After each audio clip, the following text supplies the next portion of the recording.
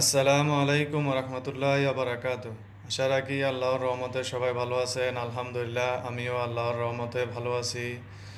তো আজ বৃহস্পতিবার, মাগরিবের আজানের পর থেকেই শুক্রবার মাগরিবের আজানের আগ পর্যন্ত সবাই বেশি বেশি করে দুরূদ পড়বেন।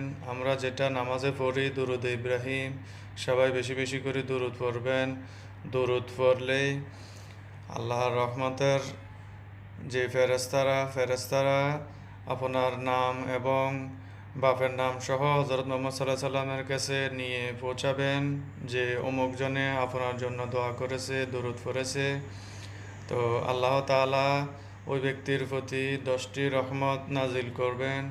ইনশাআল্লাহ আমরা সবাই বেশি বেশি করে দুরুদ পড়ব, যেটা আমরা দুরুদ নামাজে পড়ি দুরুদ ইব্রাহিম।